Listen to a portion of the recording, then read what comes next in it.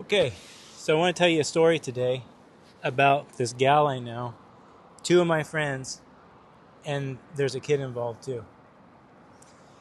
And I'm involved in this too. I became, um, you know, part of the plan unknowingly. So, just to preface, it's like I tell these stories about these people I know and these situations, and it's not to gossip, it's to share the information and hopefully to like help us so we don't get in these situations. We can understand the behavior and what's happening, and we can avoid getting swept into this. Because one of my friends, his life is like fucking ruined. He's done. He's gonna need a hardcore intervention to get his life back. And my other friend, he's on the brink. Like his life could go. He could completely topple and destroy himself, or he could come around. He's like right on the line right now. And meanwhile, this lady is out in the world, just laying down a path of destruction. So anyway, hopefully we can learn from these stories that I tell.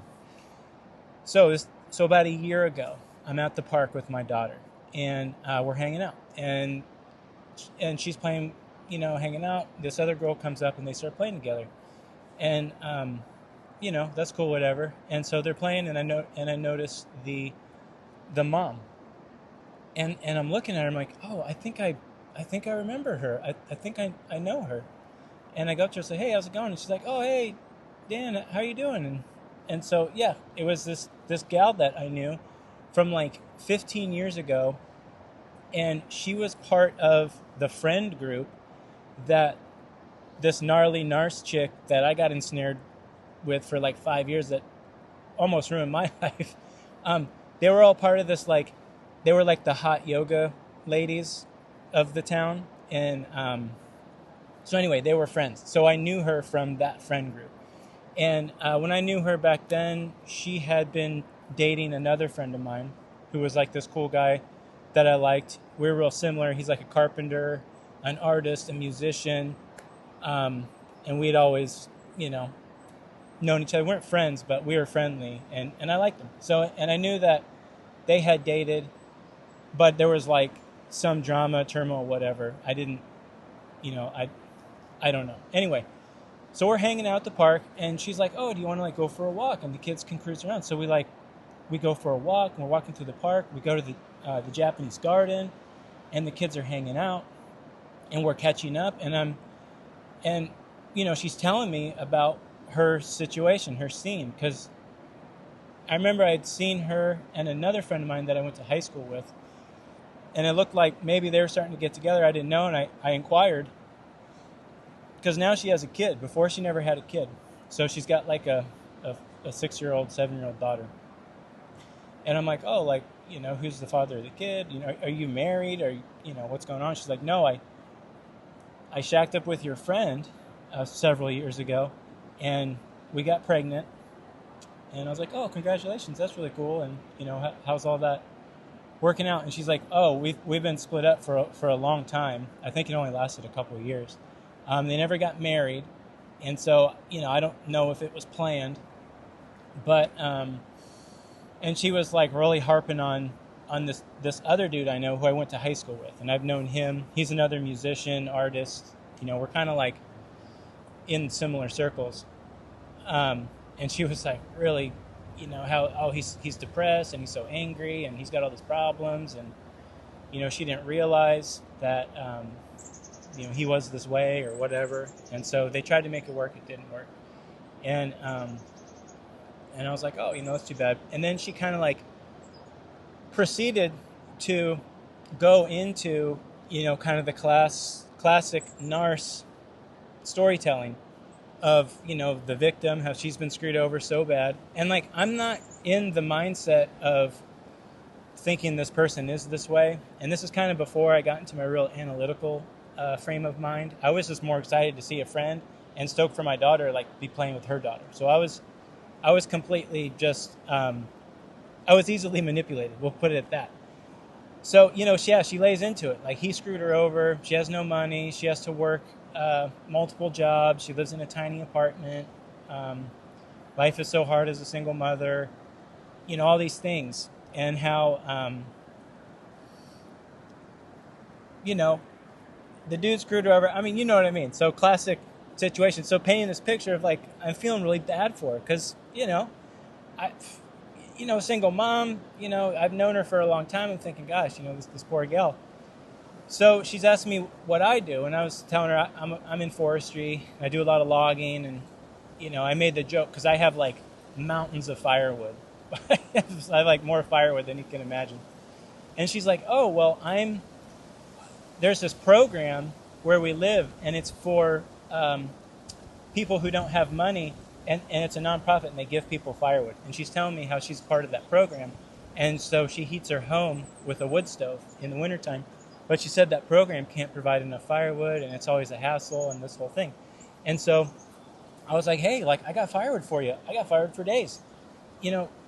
Come pick it up. And she's like, oh, I can't pick it up. She's like, can you bring it to my house? I was like, maybe. I don't know. Like, I'm pretty busy. I don't have a lot of time to just make like a special trip. Because for me, it's like a half-hour drive. We're kind of out in the country, and this is in one of the little towns. And she was like really pushing for me to like come over and bring her the firewood. And at first I was like, oh, we'll see what I can do. And then I was like, I don't know, whatever. But we're still hanging out. She gives me her phone number. She's like, yeah, let's get together on that firewood. I was like, okay. So then, this is kind of like fall, and I'm processing firewood. I'm doing it at my house. And so of course I'm thinking about this gal, like, hey, I hit her up like, hey, let's get this going. And she's like, I can't come out. She's like, why don't you come in? She kept trying to get me to come in to her place. Finally, I was like, no, I can't do it. And so then we just kind of left it at that. And our kids really got along. And I was like, hey, next time we come into town, I'll hit you up. We'll get together and the kids will get together. And she's like, oh yeah, that sounds great. And like everything was cool. And so then, every like week or two, few weeks, whatever, I'm hitting her up, and it's always like, this, that, the other, and then finally, it's just like ghost town, no response, nothing. I'm not like pressuring this gal to like hang out with me or whatever. I'm just being friendly, trying to get the kids together. It's just ghost town, and I was like, that was weird. Okay, whatever. I didn't think anything of it, and so then, fast forward. Maybe like, a few months ago. One of my homies who is like, I don't have a lot of friends my age. And this guy, I've like really been, we've been good friends for a long time. He's gone through a lot of hard times. We're always like keeping in touch, and like, I'm always trying to like give him good energy, and he's like really put in the work. He's come a long way. And so anyway, we're always like touching base, and he's like, hey man, I'm at this bar. And he's like, I'm at this bar, and there's this really hot bartender, and I think she really likes me. And he calls me up, he's like, he's like, what do you think the play is? Like, what should I do? And I was like, oh, I was like, describe her, tell me who this is. I said, I might know her, it's a small town. And he's describing her, and I'm thinking like, okay, yeah, nothing kind of, nothing rings the bell. I'm thinking, okay, it's some gal. And I was like, well, ask her if she has a kid. So he's like, oh, do you have a kid? She's like, yeah, I have a kid. So, okay, so there's that. Because I'm considering the factors for my buddy, because he's been like through the ringer with these gnarly women. And I'm thinking like, you need to find out if she has a kid, man. So she has a kid. And I was like, can you get some information on her from any of her friends? Like, are they hanging out at the bar? And he's sitting next to this gal, and she's like, yeah, she knows her, and I know her too. And I was like, okay, well, ask the gal about her. And so he's asking the girl, and he's like, she tells him, yeah, she's got this ex-boyfriend that keeps coming in, and he's always drunk, and he's a total loser, and everyone hates him, and he always comes in the bar like yelling, and he either yells or he cries, and it causes a big scene. It's all about he's trying to get back together with her. And I was like, wait. I was like, okay, it's kind of started to sound familiar. I was like, all right, who are these people? And I dropped a few names. He's like, yeah, that's her. And I was like, is this the boyfriend? And she's like, yeah, this is the boyfriend. And it was the boyfriend from back in the day that I knew, who was a artist, musician, not the dude she had a kid with. And this dude, and I had seen him a few times, and I knew he was going through a hard time because of the breakup with this girl. I know there wasn't any closure, and it sounded like she did the classic thing, which happened to me, was, they split up, but she keeps you on the line as like your backup. And I think this is exactly what happened. And it reminded me of everything I went through. I was that guy. And like, I was that guy who was drunk, coming, yelling, like, where were you? Who were you with? Really being emotional. And he is that guy right now. And it's been going on for a number of years. He's been in this drunken, emotional state for like 10, 15 years because of whatever relationship turmoil they went through. And so my buddy tells me, yeah, like these are the people. And my heart just went out to that guy because I've been there. And I'm thinking like, oh no, he can't let go. It was something weird there between them. So anyway, I told my buddy, like, you probably want to steer clear of her. Like, she has baggage, drama, and I wouldn't really trust her. So he's like, okay, yeah, And like, anyway, she's the kind of gal where, she's very attractive and she's had the courage to augment her body. So she gets a lot of attention. And, I told him, she's looking for someone who can float the bill for her. She has a kid. She works multiple jobs. She's looking for someone with some money. And I was like, you can't afford her, so just forget it. So he took my advice, and that was it. So then, whatever. The gal ghosted me. We're not hanging out with her daughter anymore. All these people, my buddy's life is in the gutter.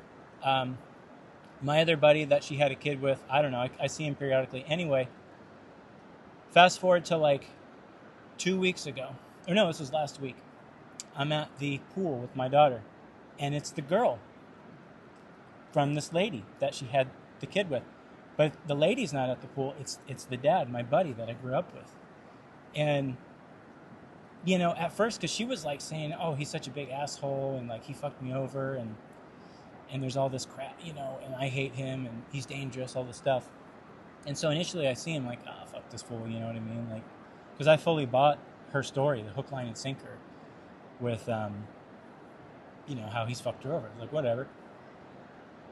So my daughter and the girl, they find each other, they're playing, whatever. And then, like, I'm just sitting there kind of, like, reading a book, hanging out. And then eventually, like, it's just a small little pool. Our paths cross. And I'm like, oh, hey, what's up, bro, And he's like, hey, how's it going? And he was really friendly. And I was like, oh, just hanging out. And what's going on with you? And he's like, oh, dude, I don't know if you heard, but like, I've been on the outs with my daughter's mom for years now, but she's like hammering me in court. He's like, I'm super bummed. Like, this is like really hard for me. And it's interesting because I hadn't talked to him in a really long time, but like people, like I'm generally asked about how people are doing. Like, how are you doing? What's going on? Not just like some, low level, oh, whatever, bro. Like, yeah, just surfacey stuff. I was like wanting to know. And I was sincere. And so he opened up and started to tell me. And he gets into it. He's like, dude, she's gone through 3 different attorneys and everything keeps changing. And like, we made an initial agreement of co-parenting and she just like flips and like the behavior is all crazy. Like, and then she comes at me again with another hardcore, like custody battle, court stuff, lawyers. He's like, I'm $100,000 in with these lawyer fees to just fight her. And he's like, I don't even want to fight her, man. Like, we should just do co-parenting 50-50 and call it good or whatever. But she's really coming at me.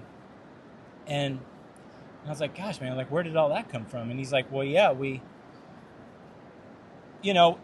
I was like, well, how did this even start? Like, how did you guys get together? Because I remember seeing them at like a show and they were dancing together. I'm thinking, oh man, I thought she was with my other friend, but no, now she's with this guy. He's like, yeah. So what ended up happening was she got with me and cheated on the last guy, and just pretty much like she hooks up with me and then calls him on the phone like the next morning. He's like, oh yeah, we're broken up, by the way. And this is my friend she'd been with for like 5 years at least. They were deep. She kicks him to the curb, saddles up with my homie. The big difference between these two guys is their levels of income. My one homie, the original guy, he's like a carpenter, worker man. He's earning a normal wage. My other friend is like a trust fund guy. His parents are extremely wealthy. He doesn't have to work. He just he does little side things.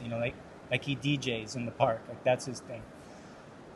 So she bails in one guy, gets with my homie, and then what happens? He's like, dude, like fucking a month later, she's pregnant. I'm like, oh, damn. I was like, congratulations, because come on, we need more children. It's great having children. The circumstances, whatever.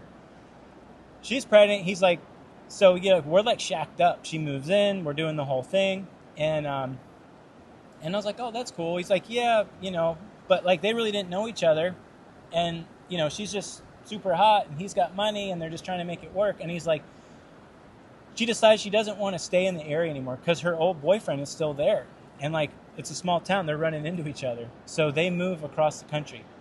And he said, we move across the country, and we're there for about, I think maybe they were there for a year, and he's like, then one day she tells me, hey, I'm leaving and taking the kid, and you can fuck off. And he's like, all of a sudden, this just happened. And I was like, oh, damn, dude, like, what was going on? He's like, well, this is what was up. He's like, the whole time we were, living somewhere else, she's on the line, on the phone to her ex-boyfriend. It was like, I was in this exact same scenario, man. Like, the gal I was into was off with another guy. She's texting me, calling me, the whole thing to keep me on the hook, so that inevitably, when the situation, shits the bed, she just has an escape plan. This is exactly what this gal did to my homie. He's like, dude, she just like hopped on a plane and flew back to where her ex-boyfriend is in their old life, and tells him fuck off, and then tells him, I'm suing you, and like comes after him. The story doesn't end, man. It's like the fucking destruction these people cause is amazing. So she goes back with the old guy. And my homie is like, fuck, he had to button everything up where they live. He flies back because his family's here. He's like, all right, whatever. We're just going to figure this out. And so she's shacked up with the old guy. The problem is the old guy is a fucking wreck, man. He's a drunk. He's depressed. He's super emotional. I mean, yeah, he's super happy for a second that she's back. And I remember this exact same scenario when the narc that I was with comes back, and your like world is amazing, and you're so happy and like, oh my God. But then, the cracks start to form, because the trust is gone, man. You cannot, I don't care how much you drink or smoke weed or do your pills or whatever. If trust is broken, and like, the gal's lying to you and it's shifty, like you can never get that back. So that's exactly, however long it lasted, it didn't. Shits the bed. So, so it's like her plan fell apart.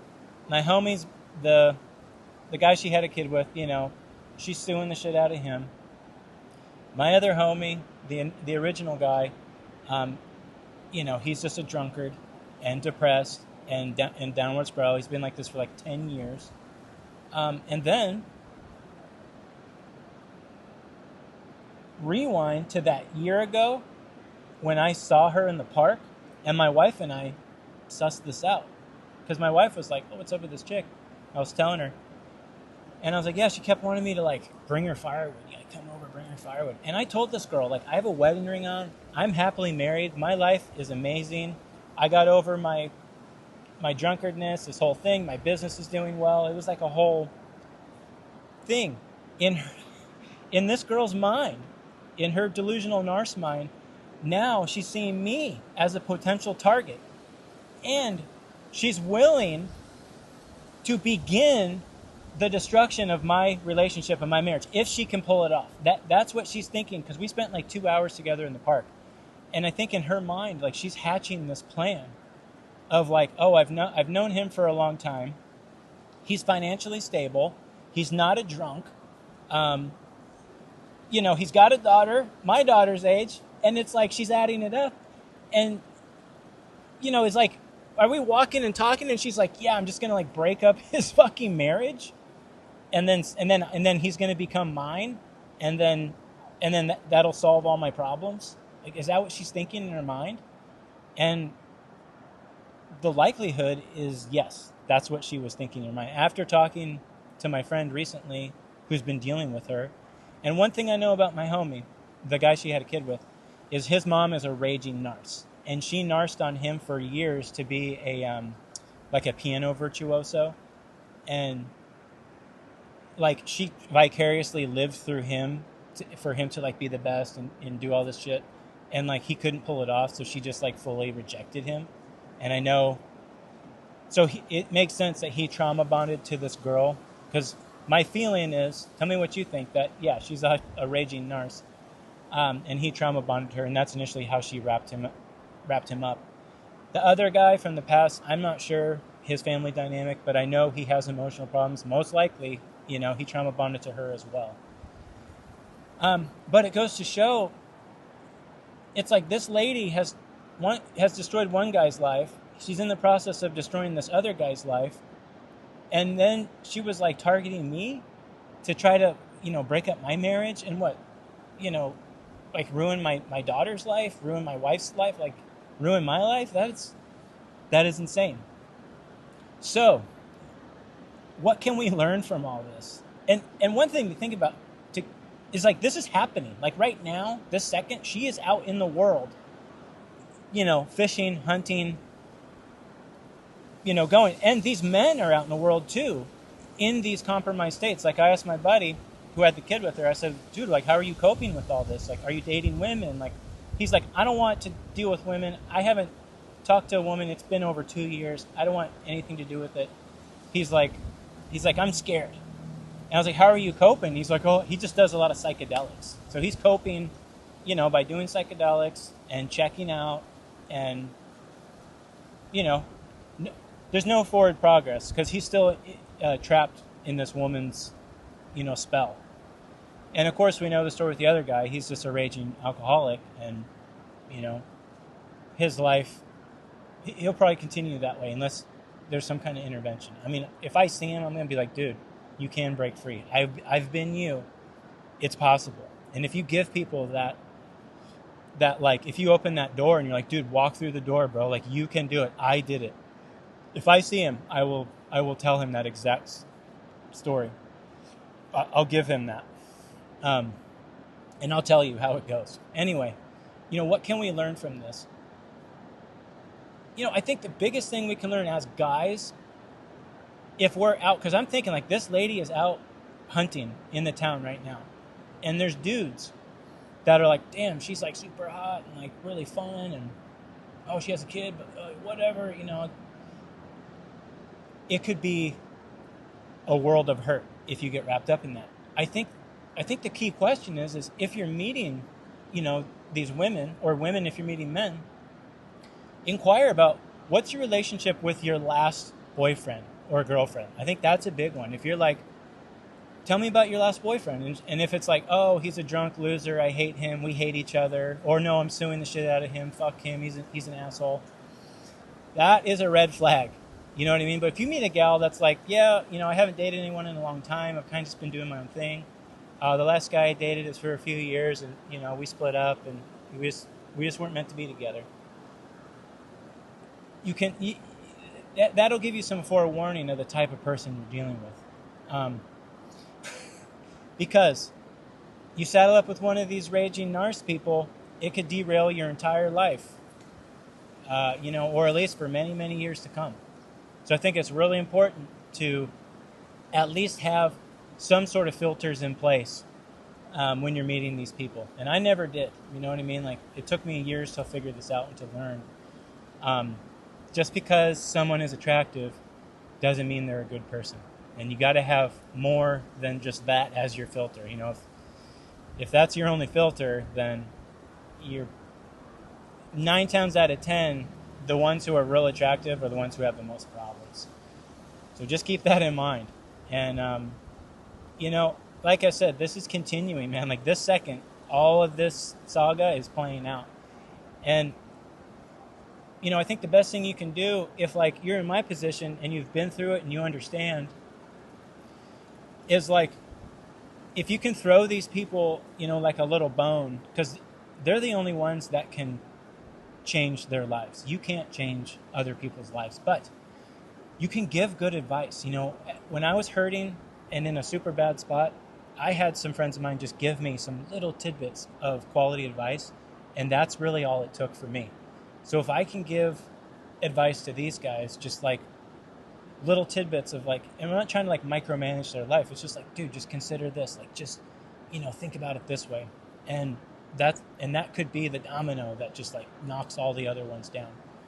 So if you're seeing this, just think about that, because it is possible to come back from all of this. And as far as the lady, I don't know, with these narcissistic people, it's like they don't have any empathy. Like, she does not care about these two guys and also her daughter. I don't think she's considering the impact it's having on her daughter. And really, out of all these people, the one that needs the most protection are the children. As being a parent, it's like you kind of have to put all that, boyfriend, girlfriend, hooking up, party life, whatever, put all that away and make sure your child is safe and stable and they have everything that they need. That should be priority number one. And I don't think, the way my friend described it, that is the priority right now. So that is unfortunate. So anyway, the chaos continues. This is just one small, tiny fraction of a percentage of the population that is experiencing this. And it's a huge problem, and it's sad to see. But I think with the awareness and the conversation and the community and all the things that we're doing, I think we can have some sort of impact and change. So, obviously that's the goal. So, beautiful day on the river. Anyway, I appreciate your time. Thanks for watching. And questions or comments, please leave them down in the comments. Okay, have a good one.